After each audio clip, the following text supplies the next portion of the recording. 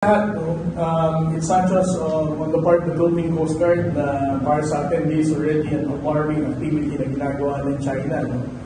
Kung totoo man si Mayor Alice Go ng Tarlac ay isang ipinatakbo lang at nahalal sa local government ng Tarlac. Nakakabahala ito para sa mga kababayan natin Pilipino. And this also calls for us to be more responsible voters bilang mga Pilipino. Huwag tayong magpadala sa mga ganitong mga ways ng People's Republic of China na magpapatakbo sila ng isang lokal na opisyal kung saan susuportahan nito ang, for example, yung Pogo. No? Yan yung isang nakikita natin dahilan kung bakit si Mayor Alice ay pinatakbo sa bayan ng Tarlac. So, this is alarming. Again, ang mga ganitong gawain ng China will not be successful kung tayong lahat bilang Pilipino ay magiging mapanuri, magiging responsable sa iahalal ng mga lokal at national na mga kandidato sa susunod na halalan. Secondly, yung tinanong mo naman tungkol dun sa survey ship, no? Napunta nga daw sa may bandang Catanduanes at pumunta sa Northern Samar.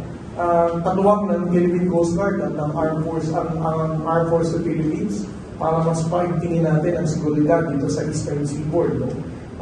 This is also another alarming activity na ginagawa ng People's Republic of China. Dahil alam naman natin before, ang nakakabahala lang ng mga gawain ng China ay sa West Philippine Sea. Pero ngayon, pupunta na sila sa Benham Rise, nagkakandak sila ng Marine Maritime Research Survey na wala namang permiso sa Department of Foreign Affairs. The National Task Force West Philippine Sea has already tasked the Armed Forces of the Philippines and the Philippine Coast Guard to make sure that we are still effective in our monitoring dito sa mga ganitong sasakyan pagdagat at tumatawid sa ating exclusive economic zone.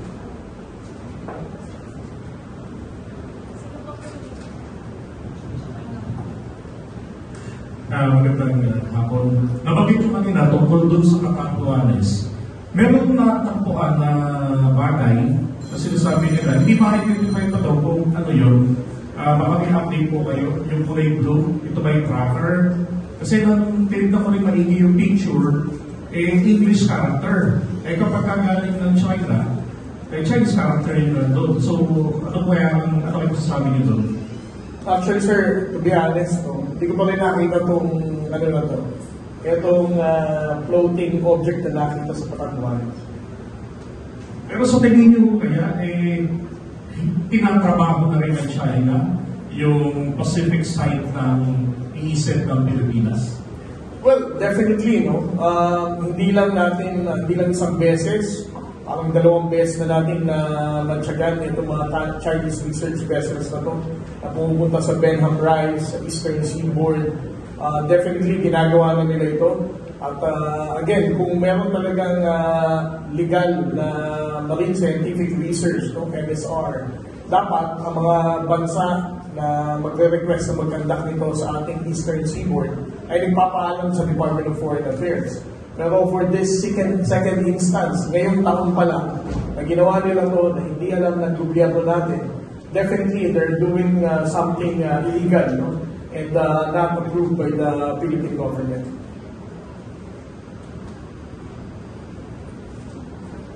Hello po, sir. Magandang tanghali. Sir, tanong ko lang, di ba, nung nakaraan po kasi, binomba na naman tayo ng China ng tubig. So, yung concern ko is, nakita po dun sa pambobomba nila yung nangyari sa ating Watawat, no? Actually, medyo nakakaiyak tignan, lalo pag na-slow mo, na parang aping-api yung ating Watawat. Tanong ko lang, sir, meron din po ba tayong batas na kung gano'n din ang ibang lahi yung ating Watawat? Basta sila gano'n. Meron po ba tayong batas na pwede po silang managot? Well, meron tayong binanggit ang Department of Justice dito, no? Meron tayong batas tungkol sa ating bandila. Pero we're not yet certain kung ang mga foreigners na ganito na ginawa din labas sa ating territorial sea will also be held accountable or meron diplomatic implications sa kanila. No? But I agree with you, itong instance na pagtama ng water cannon sa ating bandila, sa ating national flag, sa West Philippine Sea is really very sad, no? At nakakagaling din. No? Pero ang naibalita nga, no, na despite of the water cannon na ginawa nito with a very powerful pressured jet stream water cannon, ang bandila pa rin ng Pilipinas ay nanatili pa rin lumilipad, hindi nasira, at kumbaga sumisimbolo ito sa patuloy na pagtayo at pagtindig ng ating Armed Forces of the Philippines, ng ating Philippine Coast Guard, na regardless, no, whatever illegal actions or kahit ano pa mga pambubuli ng China dito sa West Philippine Sea, ang ating kasundaluhan at ang sailors of the Philippine Coast Guard mananatili pa rin titindigan ang ating watawat katulad ng bandila ng Pilipinas. Good afternoon, sir. Tatanong ko lang po kung ano yung sa recent vision ng Scottish Road, ano yung pwedeng maaaring gawin ng pamahalaan upang mas protektahan ito? Dahil na sa fresh lang yung vision na yun. Ngayon, ang naging aksyon ng ating komandante ng Philippine Coast Guard at Gaban ay nag-deploy tayo ng pinakamalaking bangko natin dito. No? Ito yung BRP Teresa Magbanwa for us to have a prolonged presence, ang matagalang pag-i-stay dito, for us to deter the illegal action of the Chinese government in doing the small-scale reclamation dito. At the same time, ang ating mga maliliit na barko dito, yung mga 44-meter vessels, are also very vigilant, no, in monitoring the activities of the Chinese maritime militia and the Chinese research vessel para hindi na sila makapag-carry out ng mga ganitong small-scale reclamation. Second follow-up question. Ano naman po yung masasabi niyo sa layunin ng reclamation sa Scottish Road? Well, nakakabahala ito, no? Na kung bakit matutuloy itong ganitong illegal na gawain ng China. Ang Scottish Road ay may layo lamang na roughly 130 kilometers sa lalawigan ng Palawan. Kumbaga, it's very near, no?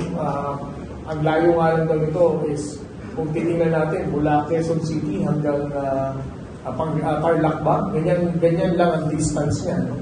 Secondly, kung matutuloy itong ganitong reclamation nila at gagawin nila another naval base ang Scottish Road, mapapansin natin, no, kung titingnan nyo sa mapa, parang papagitnaan niya ang Ayungin Shoal. Because meron ka ng mischief reef dito na inoccupy na nila since 1995, and then nandito ang Ayungin Shoal, and then nandito naman yung Scottish Shoal. So you can just imagine, no, kung magiging successful sila na i-occupy ang Sabina Shoal, mapapagitnaan nila ang Ayungin Shoal, which will make it more difficult, no, for the Armed Forces of the Philippines and the Philippine Coast Guard na mag-resupply sa ating kasundaluhan on board BRP Sierra Madre.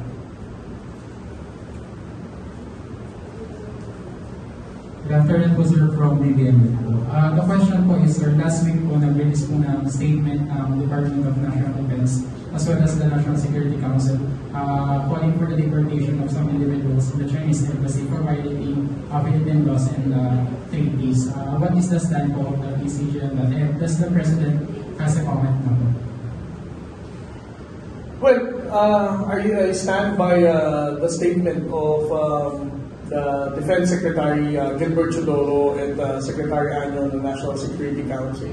Ang unang statement before calling for the expulsion itong Chinese diplomat na to sa department, sa Chinese embassy, ay sinabi muna nila na walang kahit na anong special arrangement na sinasabi na patuloy na paulit-ulit na ginagawa na itong Chinese embassy. Na sinabi ko nga in one of my interviews, no, na huwag na tayo nagpapaniwala sa Chinese embassy. Puro kasinungalingan lang naman yung ginagawa nila. No? And then after that, ginalingan na naman ng Chinese embassy yung pagsisinungaling nila. Patawag sila ng ilang mga media na hindi naman lahat isinama, kundi yung mga media lang na supportive sa kanilang narrative. And accordingly, Hindi rin natin alam kung totoo, nagparinig daw sila ng recording dito na kinukonfirma na meron nga daw talagang usapan between a high official ng Armed Force of the Philippines at ng taga-embassy. Ang sinasabi lang ng ating butihing kalihim, no, Secretary Gilbert Chodoro, kung totoo nga na merong ganyang usapan at nag-record ka ng walang kaalaman ng kabilang partido na kausap mo, you're actually violating the anti-wiretapping law. At kung ikaw, diplomat ka, ginawa mo yan, at ginawa pa mismo ng embahada ng China, ibig sabihin, you are committing a violation of the domestic law ng Pilipinas. Dahil dito, you don't deserve to be here as a diplomat. And then, ang sinabi ng ating butihing kalihim na si General Eduardo Año, na kung meron tayong mga ganitong uri ng diplomat na binababoy ang batas natin dito sa Pilipinas, they don't deserve to be here. No? But it doesn't mean na itong mga bagay na sinasabi nilang puro kasinungalingan lang, totoo. No? Again, we have to remember the fact na every time na naglalabas ng mga ganitong gawa-gawa ng kwento, kasinungalingan ng Chinese Embassy, ito, immediately after an incident. So, nagkaroon tayo ng water cannon incident sa Baho de Masinloc. Binuhay na naman nila itong mga special arrangement. Tandaan nyo, nagsimula yan ng gentleman's agreement last year, tapos dininay ng mga nakaraang presidente, tapos nagkaroon ng special arrangement, nag-special model. Naguluhan na nga rin ako kung ano talagang tawag dito eh. Tapos, kung sino-sino yung pinapangalanan nila, di ba? Kaya kung ako lang din tatanungin, I support itong statement ng Secretary Gilbert Chodoro at Secretary Eduardo Año na itong mga taga-embassy na to na gumagawa ng kwento to the point of violating our own laws, dapat talaga paalisin na lang itong mga to kasi ginugulo lang nila tayo.